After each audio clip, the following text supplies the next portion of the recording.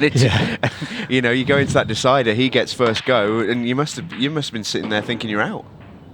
Well, you do, because when you 4-3 up and he golden breaks, and then I dry break, and I'm sat there, and he's just such a good cueist, and I mean he cued some unbelievable balls under.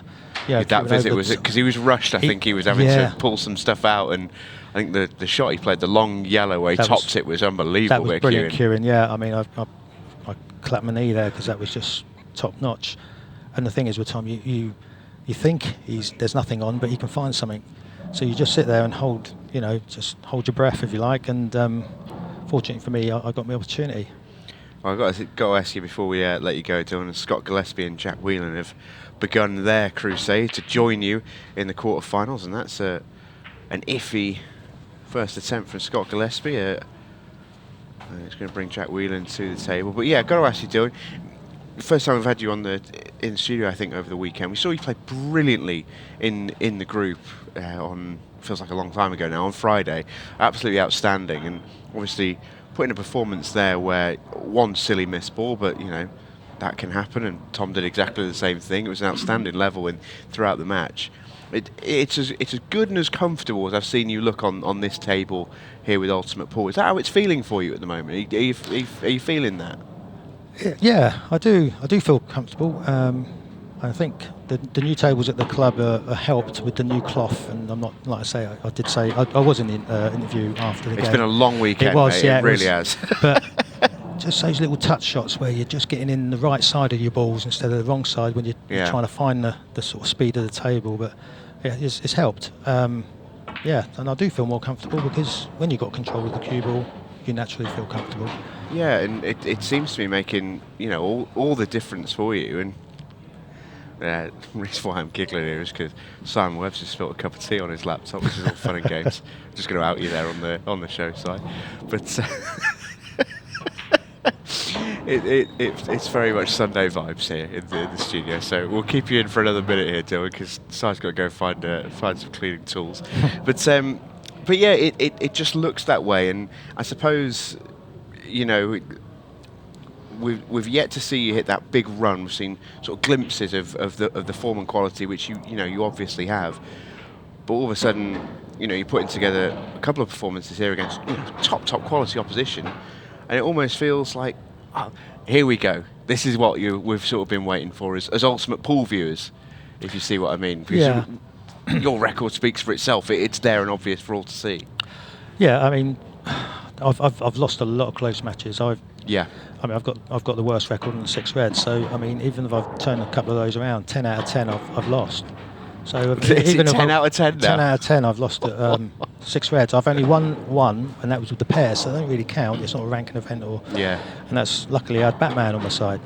But so I'm giving players tough games, but I'm just missing out if I'm losing 7-5. You feel like losing you've been on close, 6 red shootout. Yeah, when it's on the TV. So my aim is not to get in the 6 red shootout this weekend if I can. But yeah, it does help, definitely. Jack Whelan scratches off the break. Well, a bad miss pot from Goobsy in frame 1 and a scratch from Jack on the break in frame 2. And all of a sudden, this match has started slightly unexpectedly.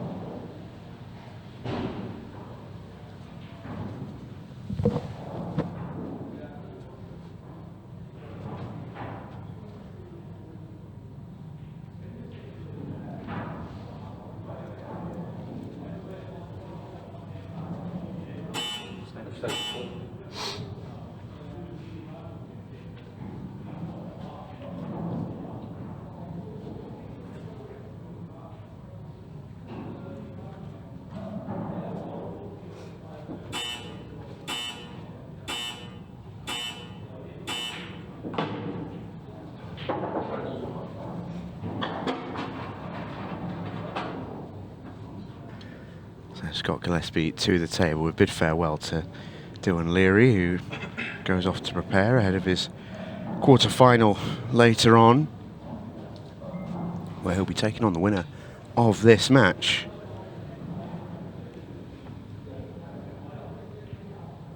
I've solved my laptop and tea issue. As I thank you for letting everybody know that happened. But I could not. Serious point to make, though. What a series of results we've had so far this morning. Obviously, Declan Brennan would have been favourite against Greg Patton. He lost 5-2. Chris Melling would have been favourite against Phil Parkin. He lost 5-3. And, of course, Tom would have been favourite against everybody in the world, including Dylan, and he lost 5-4. So 3 matches, 3 underdogs. Although, as we always talk about, the difference between the players is minimal, but that's what's happened. Yeah, correct. Goobs has just not quite got going in this match so far. I feel like he just needs a chance just to get his cue arm flowing a little bit. 2 that he's missed have been tough.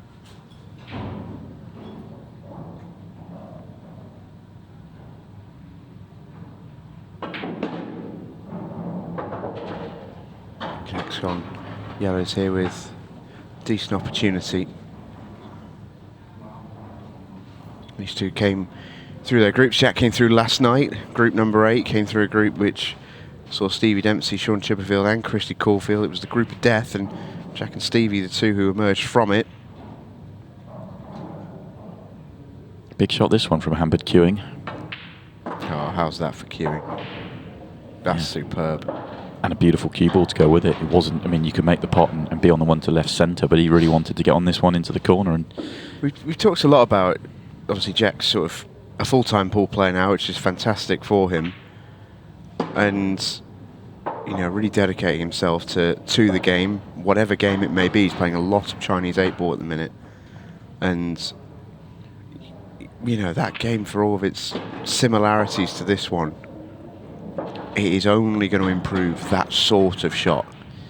yeah, and he's going to get the challenge for him is obviously, you know, it's a completely different mindset when you're essentially playing, you know, as much as these are all professionals, he's actually playing for his living. You know, that's a different mindset. But the challenge of changing codes and different games is also there. But he is a relentless winner. You know, he's playing in an awful lot of tournaments now. He is match sharp, and he is winning a lot. You know, he won the last Pro Series, but between then and now, he's been away. He's been back to China. He's been playing other tournaments in the UK outside of Ultimate Pool, and he's been winning. And he's going incredibly well right now. Came very close to withdrawing from this event, I know, and great to see him in it and playing well. Biggest frustration for Goobs is it's come at a time when he's barely ever been more hungry and looked in good a nick. He get to the final of the British Open where, you know, in my view, in many views, he was the player of the tournament.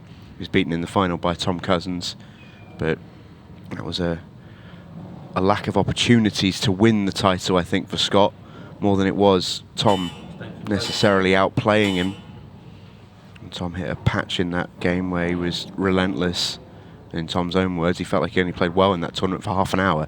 It was a good half an hour, though. It was a very good half well timed half an hour. And Scott looked for all the world like the best player in that tournament, which was a big tournament. You know, a race to 10. It was, you know, there was no, all the talk of volatility and the sort of thing with the short races this weekend. Zero of that around the British Open. It really was a high quality tournament. Best players were winning the matches, and Scott was phenomenal in that competition.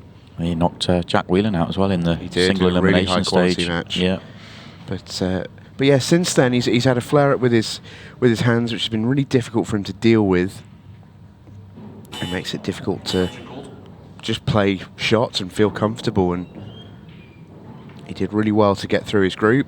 He was surprised to get through his group, which shows the levels there. It's more than anything he can't really practice.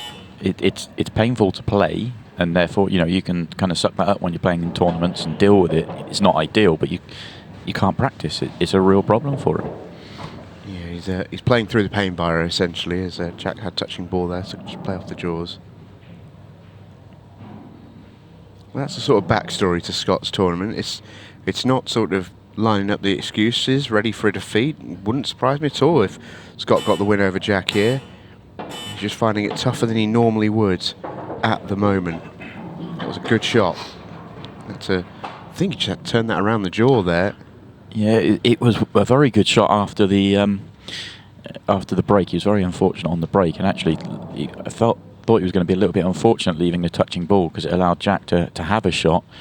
But Jack did leave the gap anyway, and obviously may have had to just turn it a fraction. But Scott would have fancied making that every time, and now he's in with a chance, and you feel like it's a chance he needs to take. These are short races, and you feel like you can't afford to fall 3-0 down to Jack Whelan and have Jack having the break. So you just feel like this is a very big frame for Scott here. Yeah, and he's got 3 balls on the left side rail. The more he goes through these reds, the better yellows look, but he didn't have that luxury of choice.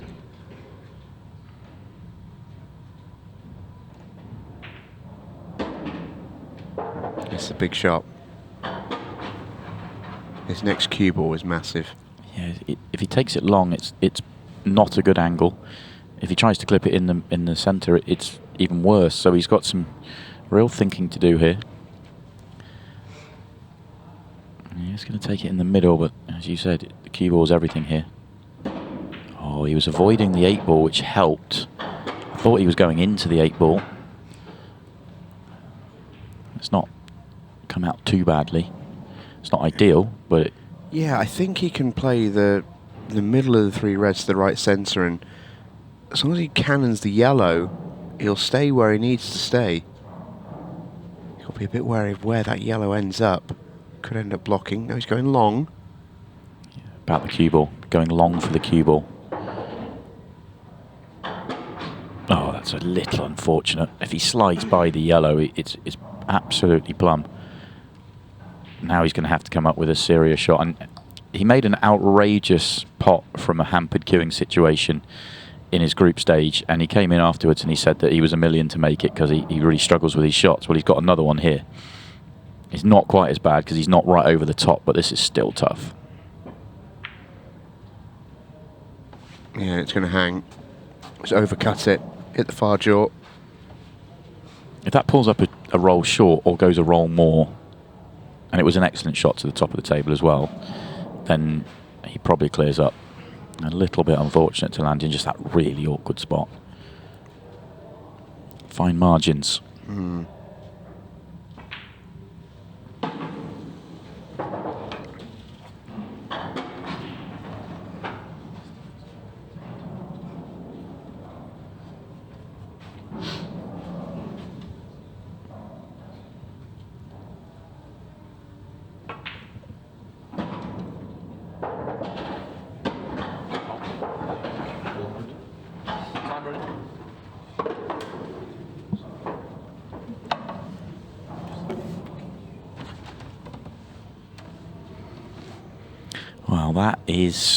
Well, that could be massive. It's got a very similar feel to, yeah, and you can see Jack's very hot. It's similar feel to the previous match. Tom Cousins was 2-0 up. He should have gone 3-0 up. Jack Whelan's 2-0 up, should have gone 3-0 up. And, oh, he's going to let Scott Gillespie into this match. That could change everything. Yeah, that's crazy. Can't quite believe it, really. Don't think Scott can quite believe he's having to cue how he's having to cue here, but he still should be fine.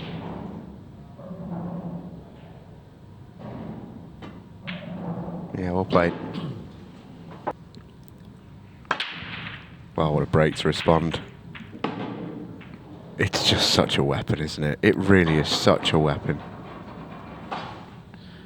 Yeah, and these are okay. Yellows are most likely the way to go here. He's got one bad yellow, but he can develop it. He can probably play it straight away if he wants to. Might take a yellow to left centre first.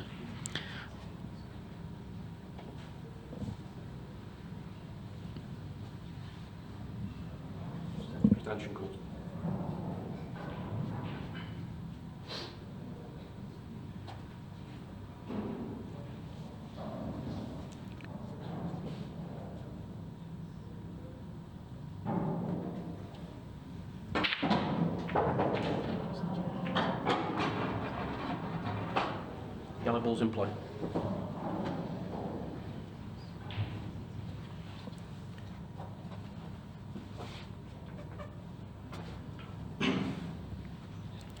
Very, very good from Jack.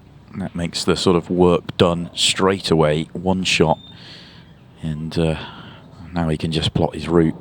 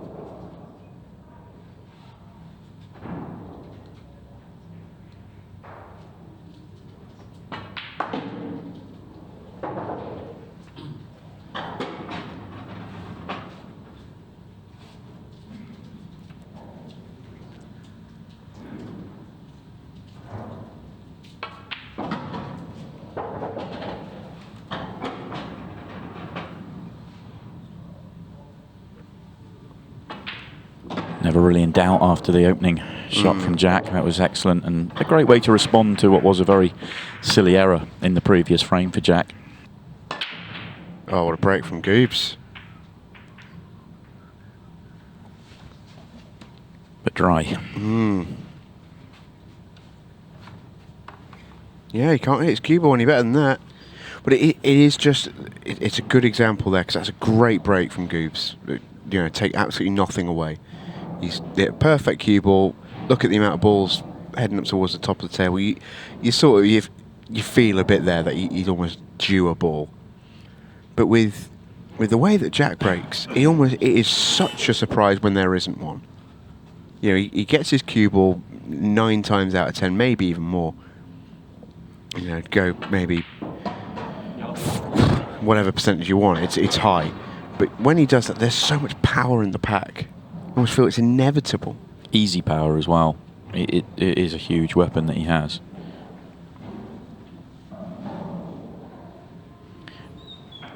It's one of those layouts that looks a little better than it is. He's got to work hard. But if he gets the next few shots right, then he's got every chance. I think he was trying to come back further. I don't know if he was trying to play for the one he's finished on top of into the centre, and then he'd use this one to come up and off the top cushion and back down the table. But yeah, that wasn't. He would like to have gone further to play that one thinner. He's still okay. That yellow goes to the top left, obviously. And he's just got to work his way back round to get there. It shouldn't be a problem.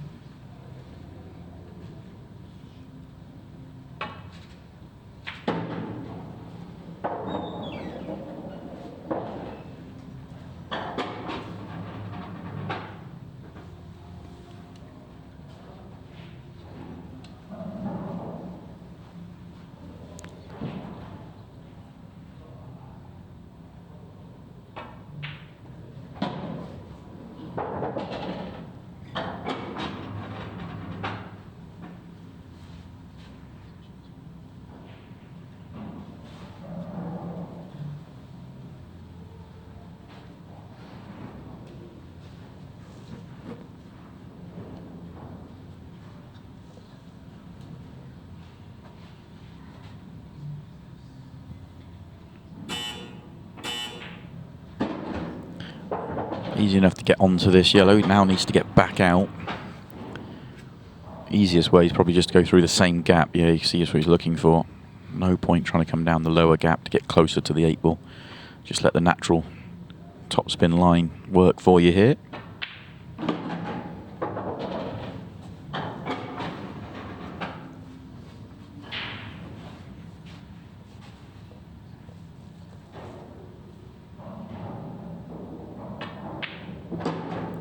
Very, very good from Jack. He's playing some good stuff there. One really bad mistake. Other than that, he's been brilliant in this match. A couple of dry breaks have really hurt him, and Jack playing brilliantly just limits his chances. Oh, that's the difference. You just expect a ball. Yeah. It's almost it feels rare when he breaks dry. More so than I think. I really do think more so than any other player in the game. I think Jack's got the best break in the game. Yeah, I really do.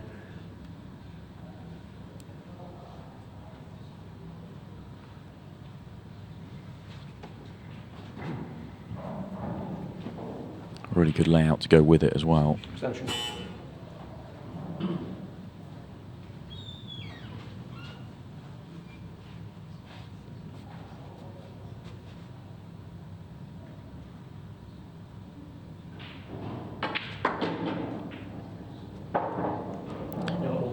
Playing a lot going on in that shot. You saw him line that up. He wasn't necessarily trying to pop the red. He was trying to get the red out the way, get some more room to get on the 8 ball, because the yellows are a lovely split, and the only ball that was a challenge was going to be the 8 ball, and it looked easy because it was wide open to the right side of the table. But the red was kind of playing as a big blocker, so just knocking that, I mean, you'd prefer it to have gone in or gone to a cushion, but knocking it that way just made life will make life a little bit easier for him. If he had the left centre pocket as well because of that shot, then it would have been even better. But he'll be happy all the same.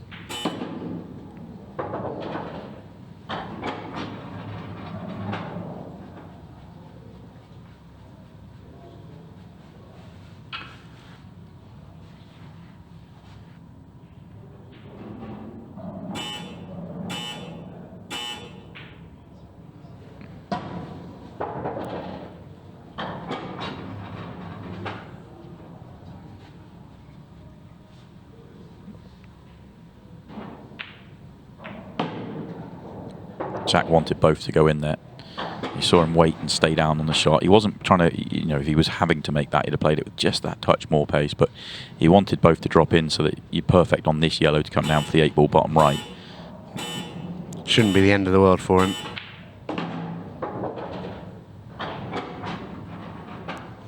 Tickle aside just to check that one up off the side rail.